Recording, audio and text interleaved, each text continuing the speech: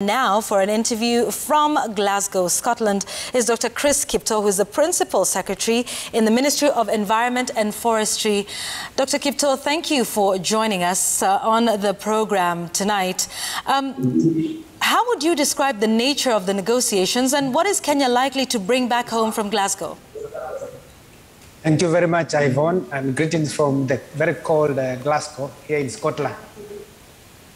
Negotiations started last week with two subsidiary, the two technical bodies, subsidiary body on implementation and subsidiary body on scientific and technical advice. It was followed by the World Leaders Forum, which was attended by more than 120 world leaders, leaders of government, presidents, prime ministers, and heads of government. Our own president, Uhuru Kenyatta, led us. And after they left, we are now continuing with technical discussions. And next week, we shall have the ministerial negotiations. The conference will end on Friday next week. We have mixed expectations, Yvonne. Judging by the history of conferences of this COP, this is the COP26. So it's conference number of parties number 26 of the United Convention Framework on Climate Change. It's also a conference of parties number 16 of the Kyoto Protocol. And it's number 6 meeting of the conference parties of the Paris Agreement.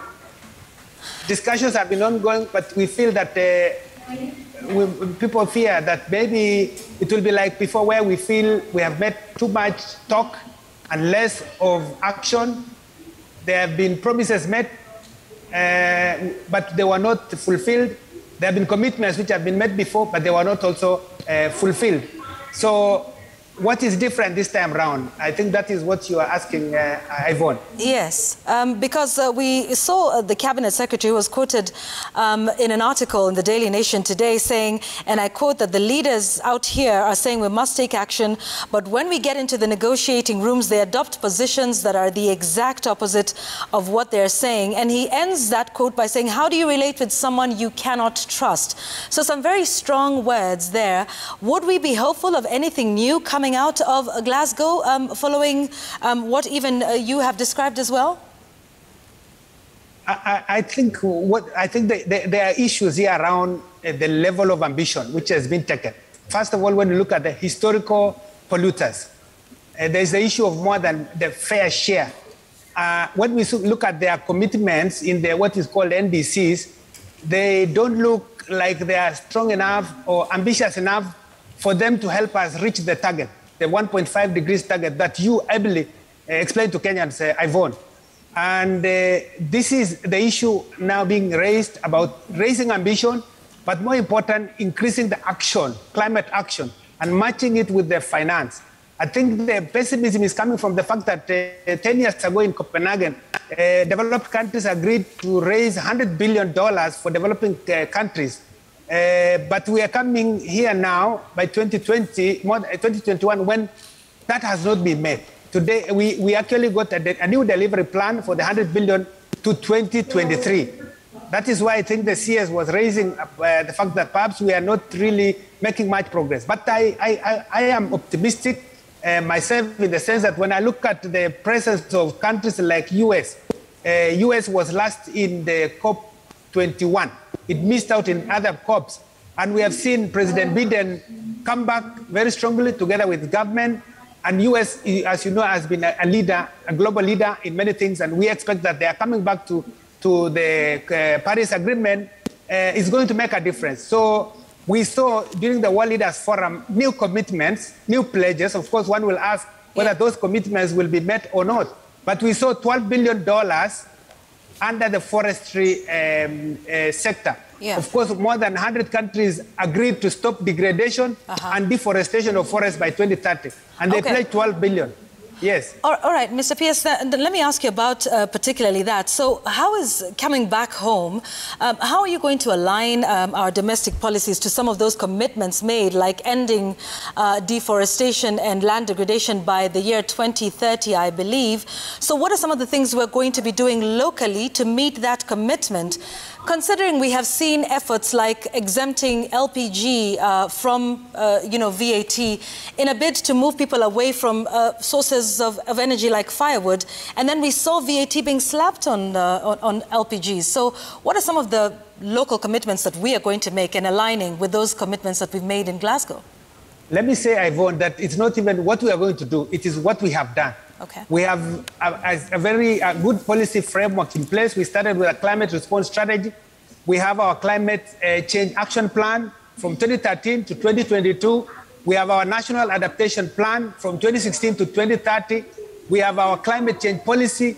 We have even a new policy now on climate change finance incentive mechanisms. And we have our NDC, the one that we submitted last year, which is National Determined Contribution, which clearly spells out what Kenya is going to do to deal with climate mitigation and adaptation. In this NDC, we require $62 billion between now and 2030. $18 billion will be on mitigation and $44 billion on adaptation. And when you look at the counties also, there's been a lot that has been done to be ready for implementation of climate policies. 43 out of 47 counties have passed the climate change laws. They also have policies in place, and they have set up institutional framework. So, Yvonne, from a policy, legal, regulated environment, I think we are ready. We even have a law in place on climate change. Right. What we really need to see is implementation. Dr. It is more about implementing.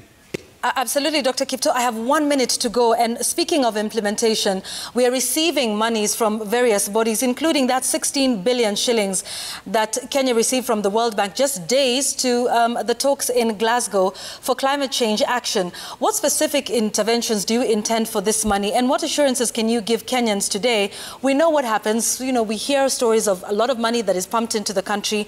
Are you going to ring fence the funds and ensure that, it's not lost through avenues like corruption?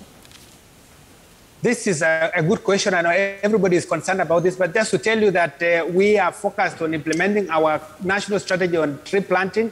We require to meet the 2 billion target, which is going to take us to 10% next year. So that we are working on it. In fact, I've just come from another side event here on tree growing fund. We are trying to ring fence money around tree planting. Through our K-Free, we already have 60 metric tons of seed. We just need to roll out that to give us what we require. And also on the issue around adaptation, Yvonne, we have many sectors that we want to focus on, like climate smart agriculture, because we know that we are vulnerable. We need to build the resilience required. So more money will be put around climate smart agriculture. We want to see also in the water sector where we put more money on water harvesting, water storage, flood control measures. We ensure our infrastructure is also climate proof, that when we have floods, we don't have our infrastructure being destroyed. And I think we have many other things. Just to say that we hope that we will come out of here having negotiated and at least made some progress on many areas, including loss and damage. For instance, recently we are rising lakes, where most of our lakes in Rift Valley were covered with water, with devastating impacts, where we require about $17 billion to address, 17 billion Kenya shillings. And these are the things that we are talking about, loss and damage. How do we compensate countries such as ours who only contribute less than 0.1%, and yet we bear the most impact of climate change?